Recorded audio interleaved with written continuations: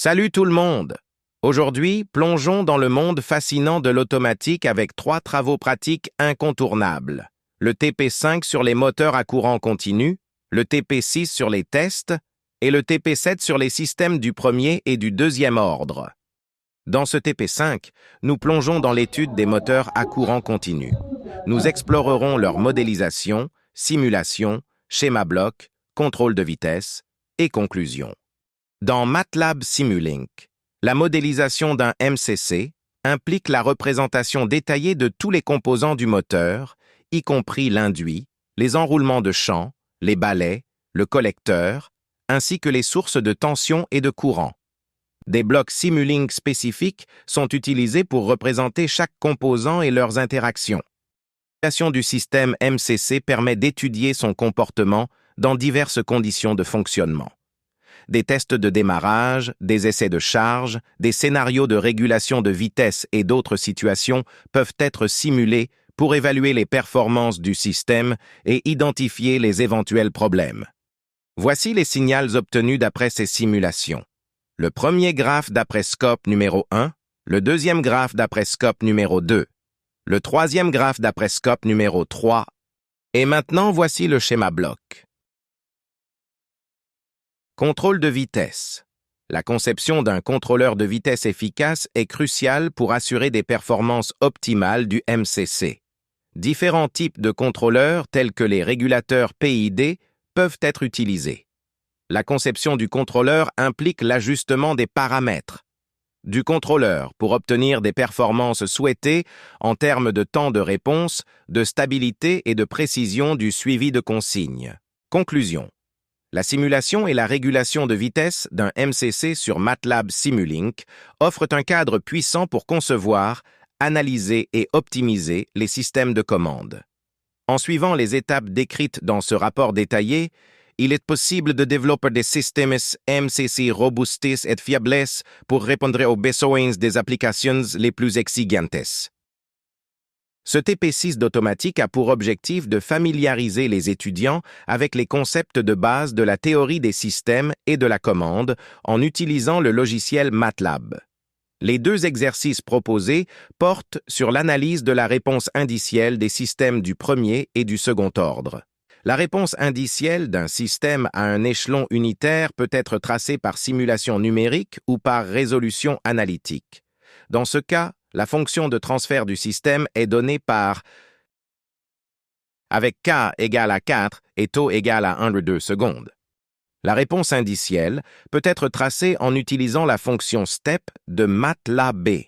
Le code suivant montre comment tracer la réponse indicielle du système à un échelon unitaire pendant un temps de 18 secondes. Et voici la simulation sur Simulink. Cette simulation nous donne un signal visualisé d'après le scope comme ceci. Le temps de montée est le temps qu'il faut à la sortie du système pour passer de 0 à 90% de sa valeur finale. Dans ce cas, la valeur finale de la sortie est égale à 1. Le temps de montée peut être déterminé graphiquement ou par calcul analytique. En traçant la réponse indicielle du système, on peut estimer le temps de montée à environ 2,7 s. Le temps de stabilisation est le temps qu'il faut à la sortie du système pour s'approcher de sa valeur finale à moins de 5%. Dans ce cas, la valeur finale de la sortie est égale à 1. Le temps de stabilisation peut être déterminé graphiquement ou par calcul analytique. Exercice 2.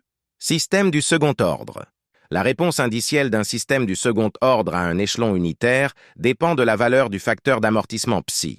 Dans ce cas, la fonction de transfert du système est donnée par avec k égale à 2, oméga n égale à 100 radians par seconde et psi égale à 0,1, 0,2 et 1,5. La réponse indicielle peut être tracée en utilisant la fonction STEP de MATLAB.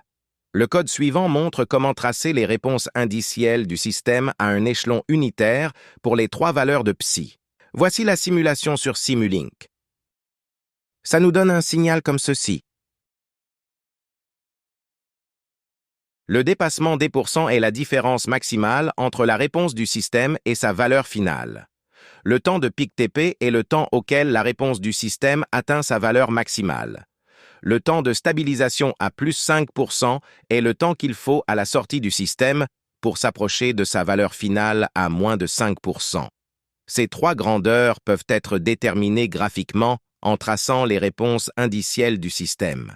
Les résultats de ce TP montrent que le facteur d'amortissement Z a une influence importante sur la réponse indicielle d'un système du second ordre. Un facteur d'amortissement élevé entraîne une réponse plus rapide et moins oscillante, tandis qu'un facteur d'amortissement faible entraîne une réponse plus lente et plus oscillante. En conclusion, ce TP a permis aux étudiants de comprendre les concepts de base de la théorie des systèmes et de la commande, et d'utiliser le logiciel MATLAB pour analyser la réponse indicielle des systèmes du premier et du second ordre. Cette séance pratique vise à mieux comprendre le comportement des systèmes dynamiques, en se concentrant sur deux types, les systèmes de deuxième ordre et les systèmes de premier ordre. En explorant comment ces systèmes réagissent à différentes conditions, nous espérons acquérir des connaissances utiles pour leur modélisation et leur conception dans divers domaines. Et pour objectif, nous allons nous concentrer sur l'étude du comportement d'un système dynamique de deuxième ordre. Ce système est décrit par une équation mathématique, notée G, qui prend en compte différents paramètres, notamment le coefficient d'amortissement PSI.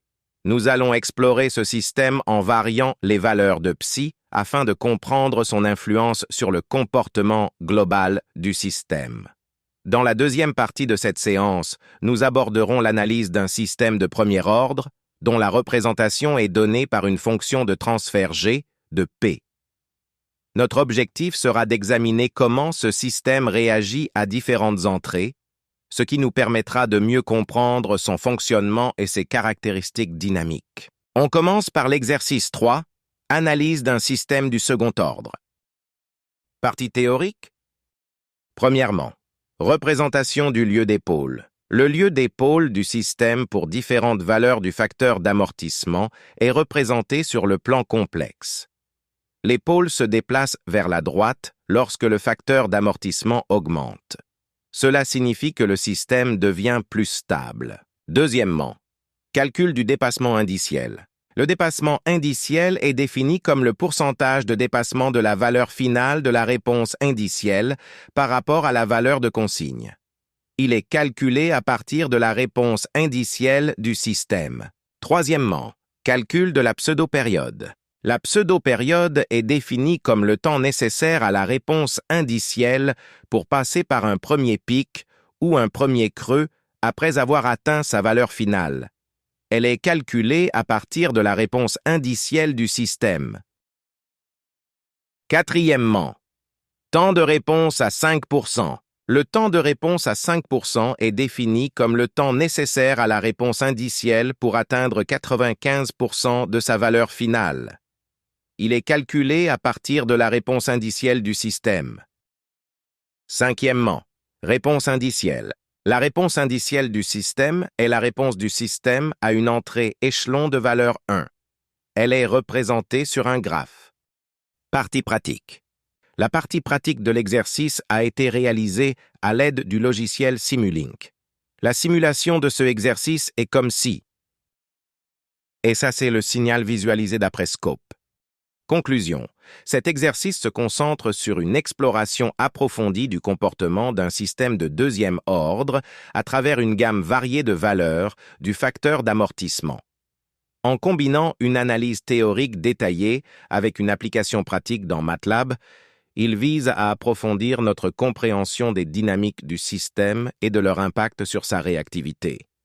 Exercice 4. Analyse d'un système du premier ordre.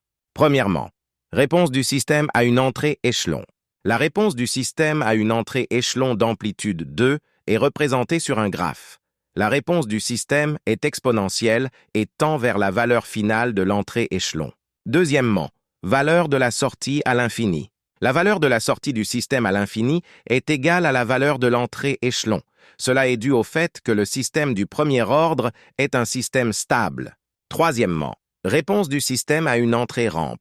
La réponse du système à une entrée rampe de pente 2 est représentée sur un graphe. La réponse du système est linéaire et augmente indéfiniment. Partie pratique. La simulation de entrée échelon d'amplitude 2 sur Simulink est comme ci. Et ça, c'est le signal visualisé sur Scope. Simulation de entrée rampe de pente 2 sur Simulink. Et ça, c'est le signal visualisé sur Scope. Conclusion. Cet exercice propose une exploration exhaustive du système de premier ordre, en scrutant sa réaction à diverses entrées à différents instants. En fournissant des résultats précis et en décodant leur pertinence, il facilite une compréhension approfondie du fonctionnement ainsi que des spécificités du système sous examen. Conclusion. Des deux exercices. L'ensemble des exercices a permis de mettre en œuvre les concepts d'analyse des systèmes dynamiques et d'utilisation du logiciel Simulink. Les résultats obtenus ont permis de comprendre le comportement des systèmes dynamiques et de les modéliser à l'aide de Simulink.